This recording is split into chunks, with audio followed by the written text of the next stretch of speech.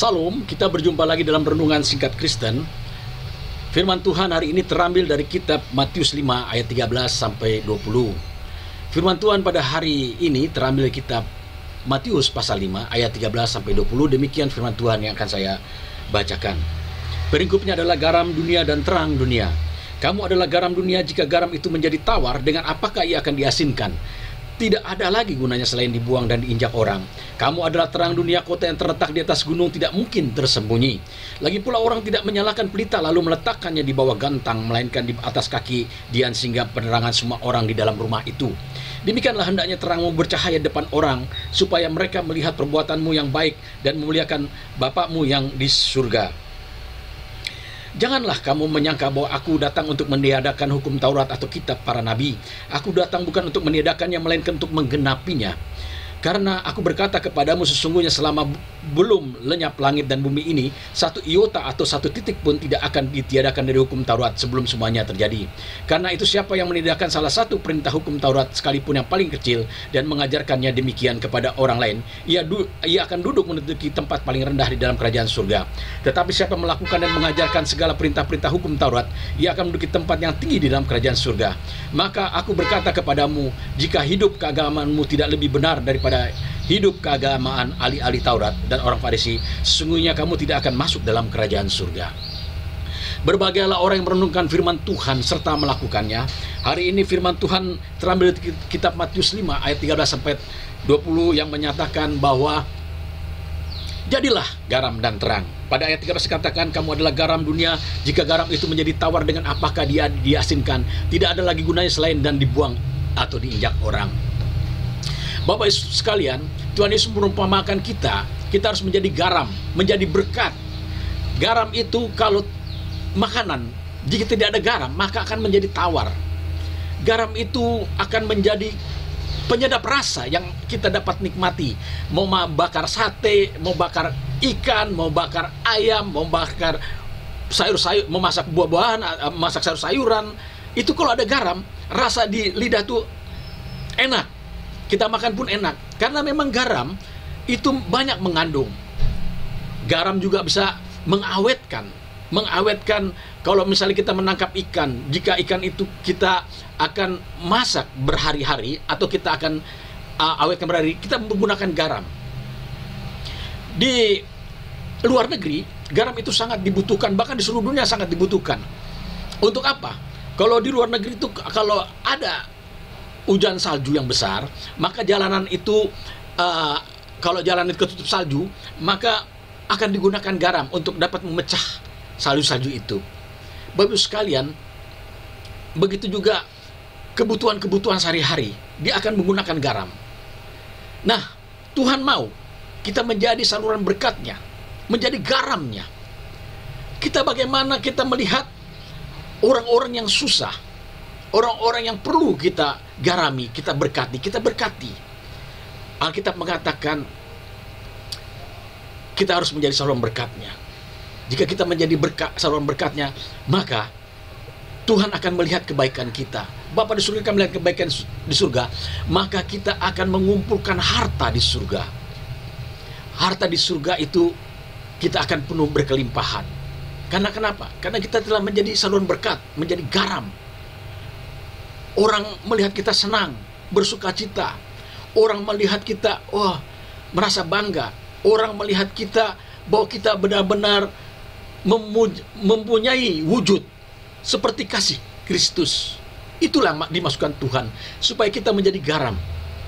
Tetapi kalau kita tidak menyalurkan berkat, kita tidak memberi perpuluhan, kita tidak memberi persembahan, kita tidak membantu orang, itu sudah jadi tawar.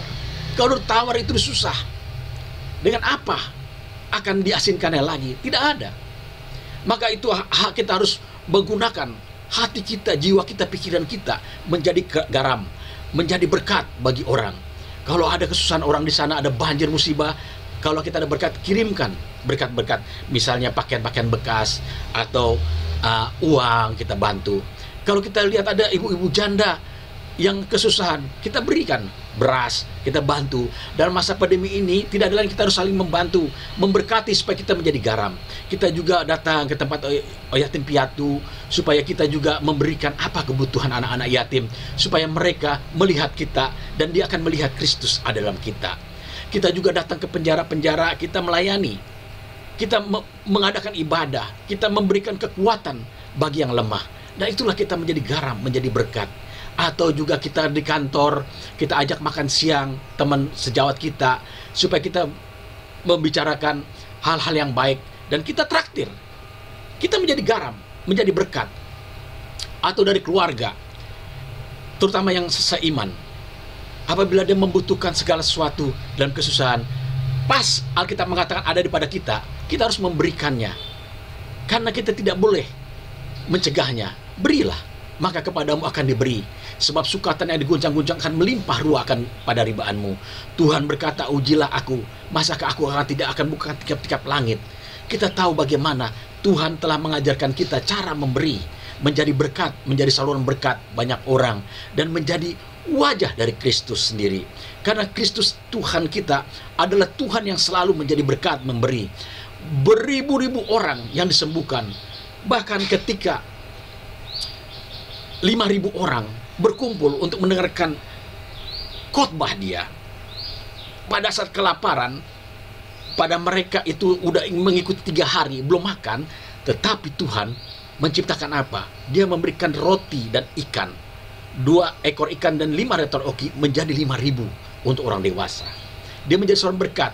Begitu juga ketika dia berjalan kemanapun juga, dia kuasanya mengalir kepada orang yang sakit, semua disembuhkan. Sakit apapun, kelemahan tubuh pun, kuasa-kuasa setan pun diusirnya, karena dia menjadi seorang berkat.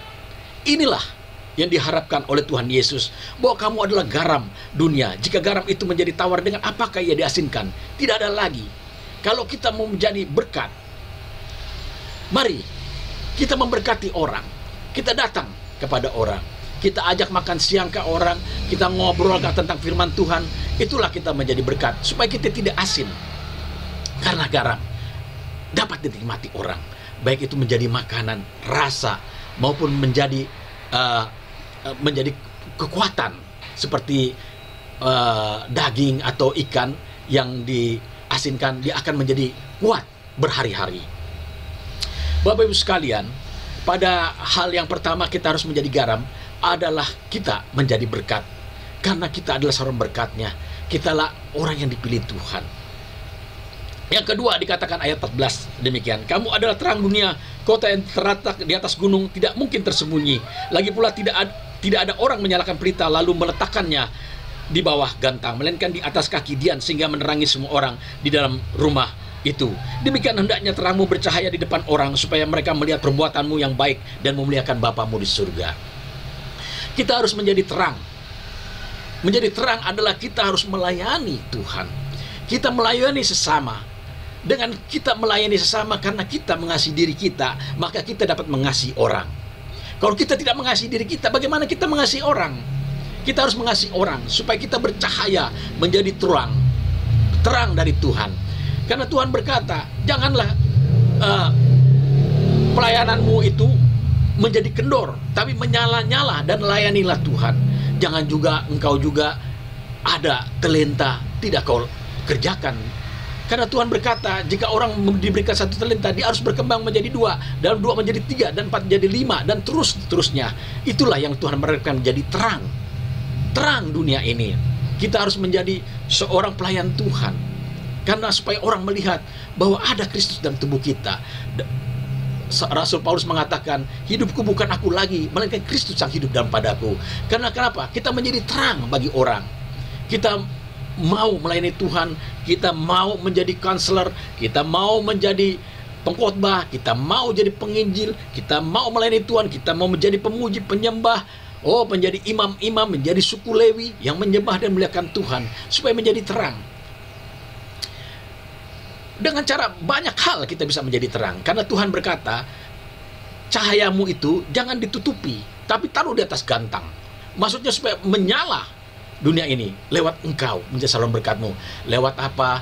Lewat engkau memuji Tuhan, menyembah Tuhan, merasakan hadirat Tuhan dan kasih kuasanya. Engkau menjadi terang, dan engkau memberikan postingan-postingan lewat WhatsApp, kayak lewat Facebook, lewat Twitter, ayat-ayat firman Tuhan. Engkau menjadi terang. Karena itulah yang diharapkan Tuhan, engkau menjadi terang. Tuhan berharap kepada kita lewat firman-Nya. Lagi pula orang tidak menyalakan pelita meletakkan di bawah gantang, melainkan di atas kaki dian, sehingga menerangi semua orang dalam rumah itu. Demikian hendaklah terangmu bercahaya di depan orang, supaya mereka melihat perbuatanmu yang baik dan memuliakan Bapamu di surga.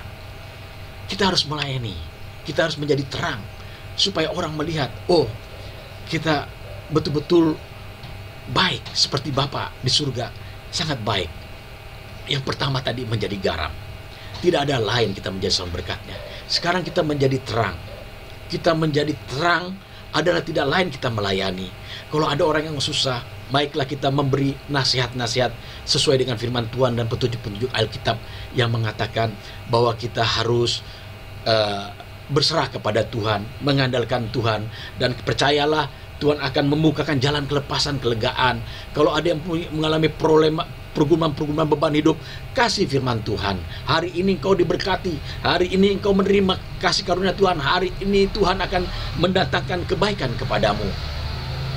Bapak Ibu sekalian, saya melihat bagaimana orang bersaksi. Dia memberikan kesaksian-kesaksian ketika dia menghadapi masa-masa pergumulan beban hidup yang sangat tragis. Dibukakan jalan kelepasan kepada Tuhan. Itulah menjadi terang. Jadi kita juga melihat juga buku-buku apa yang menjadi geografi orang, menjadi tulisannya misalnya hamba Tuhan Pendeta Yakub Nahuai, Pendeta Alek Abraham Tanu Saputra, Pendeta Insinyur Niko, Pendeta Gilbert Lumendo, Pendeta Philip Mintova. Nah, kita juga nggak perlu mengikuti per tahun-tahun, kita hanya lihat bukunya saja.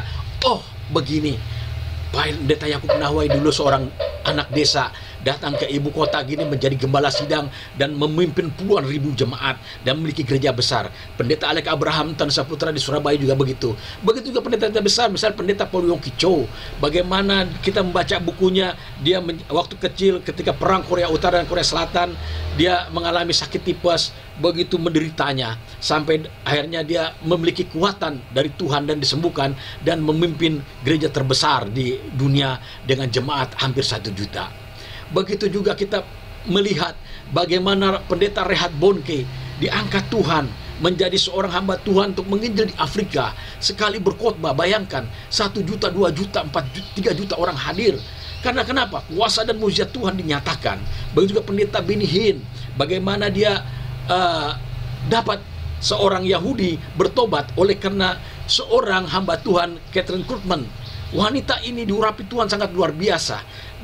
Penginjilan dalam Roh Kudus. Akhirnya dia mengikuti dia. Bapak Ibu sekalian, kita harus menjadi terang. Dengan apa? Dengan kita menjadikan kita pelayan-pelayan Tuhan. Menjadi kita memberkati orang, melayani orang, kita juga melayani Tuhan. Supaya kita dilihat oleh Bapa di surga bahwa kita melayani Bapa di surga dengan pujian, penyembahan, dengan doa. Tuhan berkata, orang berdoa dan berdoa terus, maka Tuhan akan memberikan kekuatan, anugerah. Hana berdoa terus, bagaimana dia mandul, dia tidak memiliki anak.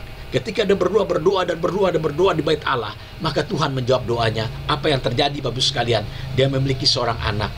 Kemandulannya dia lenyapkan Tuhan, dia rahimnya mempunyai anak, dan anaknya itu menjadi nabi yang terbesar, Samuel, yang memberkati, menobatkan Saul dan Daud menjadi raja.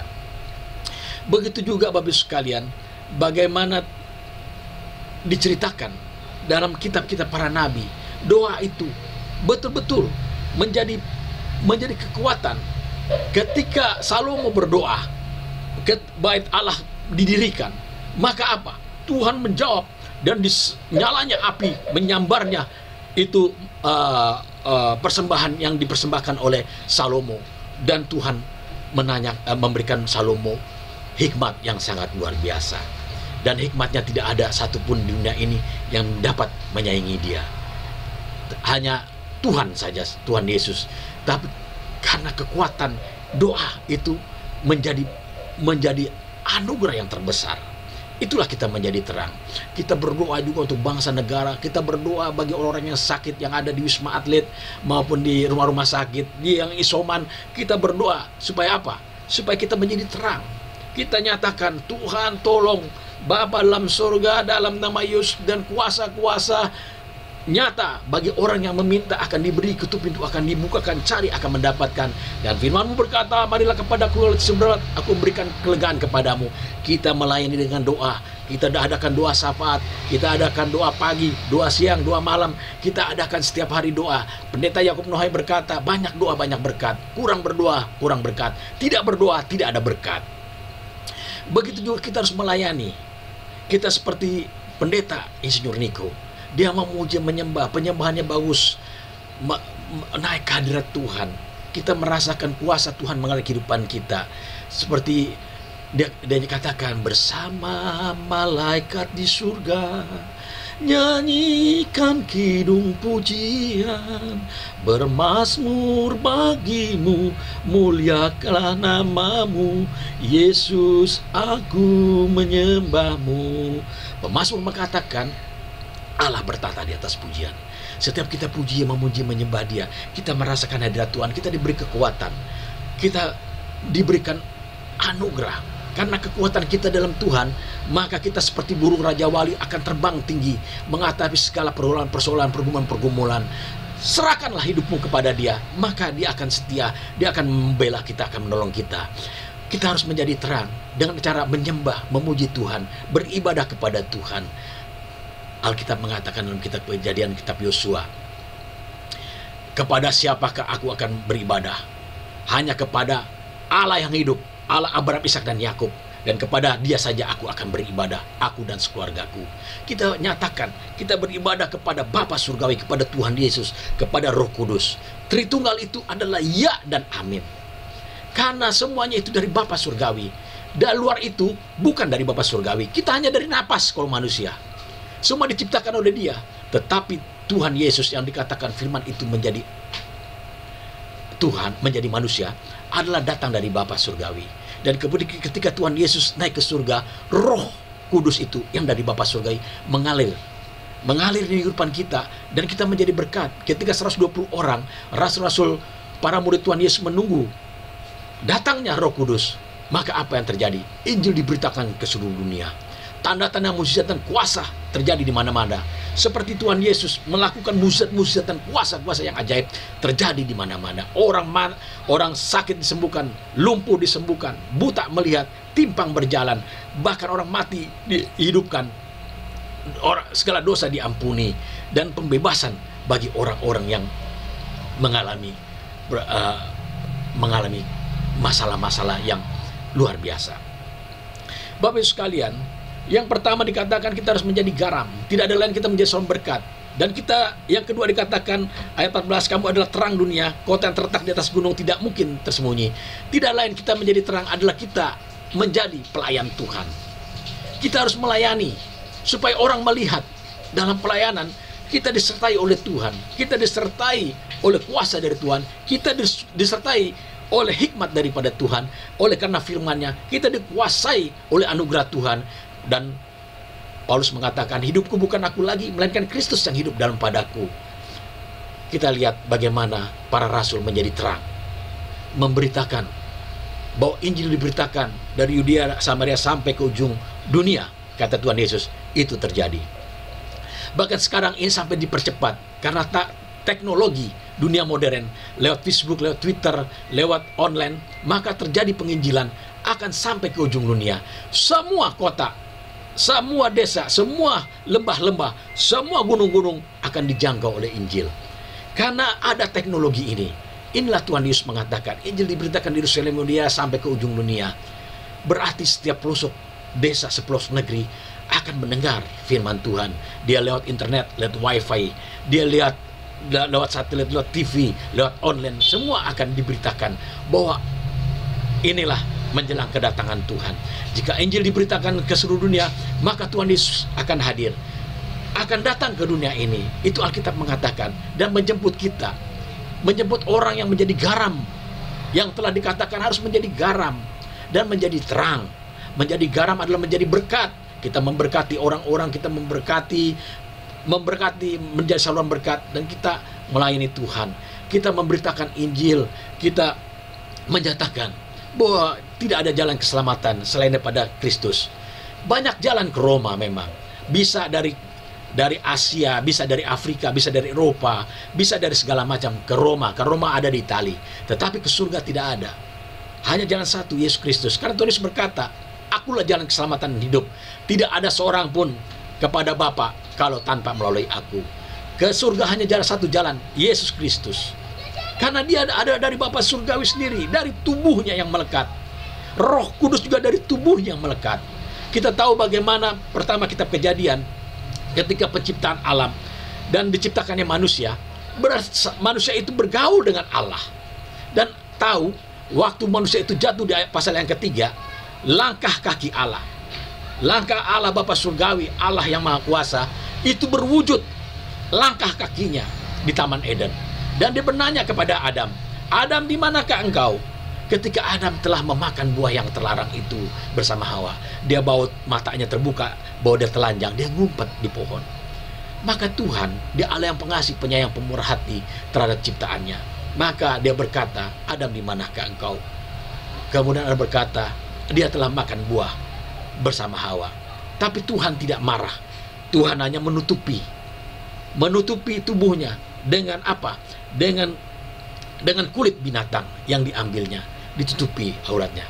Tetapi karena di Taman Eden itu ada buah kehidupan yang tidak mungkin dia makan lagi. Kalau dia makan, maka dia akan hidup untuk selama-lamanya. Maka Adam dan Hawa telah melanggar titahnya, dikeluarkan dari Taman Eden. Ketika keluar ke Taman Eden, maka berkuasalah kegelapan di saat itu mengelilingi manusia, dan manusia selalu jatuh dalam kegelapan dan dosa dan segala apa yang Tuhan perintahkan dan tidak diindahkan oleh manusia. Betapa Tuhan sangat kecewa. Tetapi karena Tuhan adalah yang baik, maha pengasih, penyayang, pemurah hati, dia berikan anak yang tunggal yang datang dari tubuhnya sendiri untuk menyelamatkan manusia, yaitu Yesus Kristus Tuhan. Dan 3,5 tahun dia melayani dunia ini. Apa yang terjadi? Tidak ada lain, dia memberitakan kerajaan surga. Dia memberitakan ada jalan keselamatan, ada pengampunan, ada pertolongan dari Tuhan, ada mukjizat, ada berkat-berkat yang sangat luar biasa.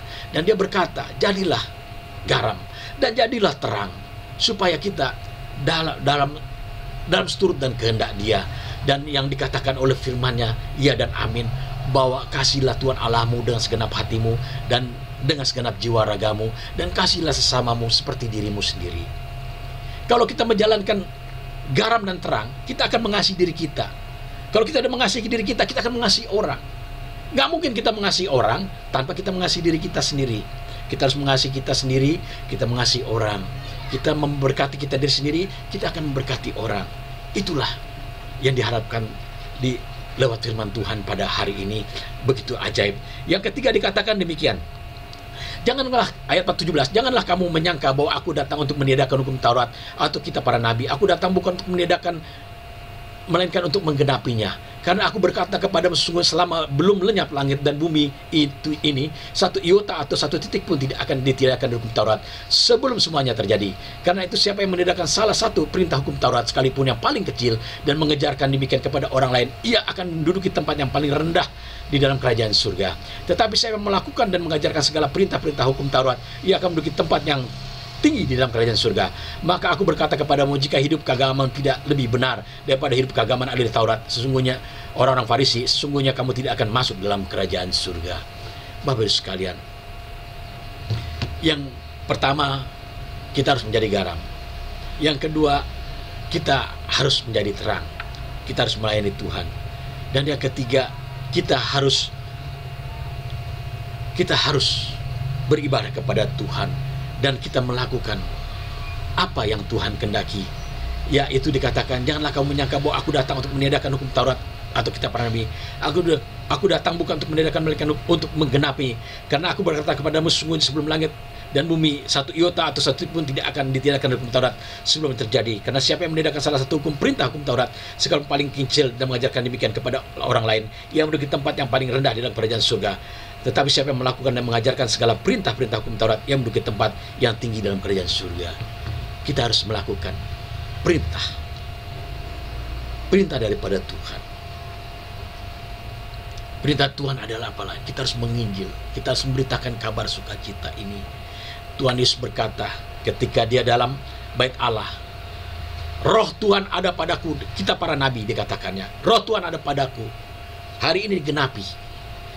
Aku akan memberitakan kabar baik, pembebasan bagi para tahanan, dan memberikan kabar baik pada orang miskin. Bapak sekalian, kita harus memberitakan Injil. Yang ketiga, tidak ada lain, kita harus memberitakan Injil.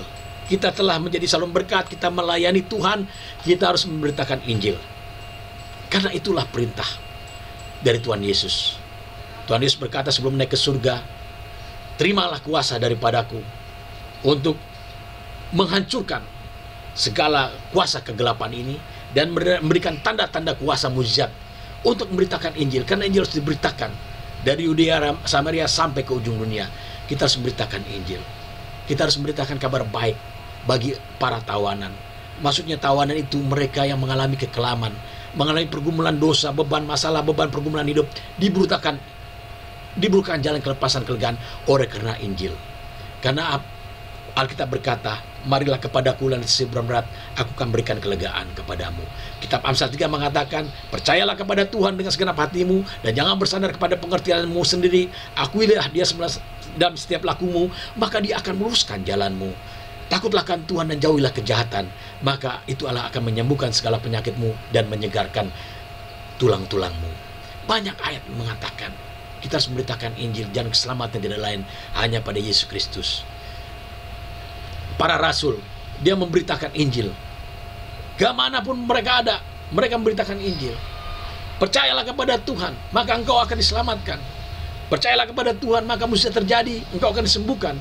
Percayalah kepada Tuhan, maka engkau akan diberkati. Percayalah kepada Tuhan, maka engkau akan dilindungi. Percayalah kepada Tuhan. Kita harus memberitakan Injil kemana-mana. Bapak sekalian, kadang-kadang saya juga nggak mengerti, ada suatu kesaksian. Ketika pada waktu itu ada seorang ibu-ibu bawa kendaraan mobil. Ini sudah lama sekali kesaksian ini. Dia berhenti di lampu merah, bebas. Di kiri kanan itu zaman masih ada kapak merah dulu, masih tahun 80-an lah. Tahun 80-an lah, atau tahun 90-an. Ketika kapak merah itu memukul kaca untuk merampok, tapi karena ibu itu setel lagu rohani, maka kapak itu berhenti. Malahan dia menangis dan dengar lagu rohani. Lagu itu kalau nggak salah Petor Barat yang mengatakan, Tuhan maafkanlah dia dari segala dosanya yang telah. Nah begitulah. Akhirnya dia dengar lagu itu, dia berhenti. Akhirnya dia menangis. Ibu itu kaget. Tahu-tahu ada kapak merah, turun begitu. Nggak jadi. Itulah menjadi kesaksian Bapak sekalian, bagaimana lewat penginjilan, lewat lagu-lagu rohani, ada seorang yang bertobat karena mendengar pujian penyembahan. Ada juga kita konseling seorang yang mengalami pergumulan, hampir mengambil sikap untuk menceraikan istrinya, karena dikatakan di situ kesaksiannya ini, istrinya tidak pantas bagi dia melakukan hal yang tidak pantas. Tetapi karena ada seorang hamba Tuhan memberitakan Injil, bahwa diberitakannya Injil itu bahwa Tuhan akan mengampuni, Tuhan akan memberkati, Tuhan akan mengubah istrinya. Apa yang terjadi? Dia tidak menjadi menceraikan istrinya. Akhirnya dia kembali kepada istrinya, dan sampai sekarang akhirnya rumah tangganya baik. Jadi ada suatu hal-hal yang sebelum ambil keputusan itu menjadi suatu perenungan, pada saat perenungan itu masuklah Injil, maka itu akan menjadi berkat bagi kita. Daud berkata, ketika dia mengumpat dalam goa dikejar-kejar Saul untuk membunuh dia, dan pada saat itu Saul datang masuk ke dalam goa itu untuk membuang air kecil. Alkitab mengatakan, pada saat itu juga Daud bisa membunuh dia. Tetapi Daud hanya mencobek sedikit saja bajunya. Saul itu keluar, tidak dibunuhnya. Karena kenapa? Daud berkata, Saul adalah orang yang diurapi Tuhan. Dia tidak mau membunuhnya. Walaupun dia tahu bagaimana dia teraniaya. Akhirnya apa?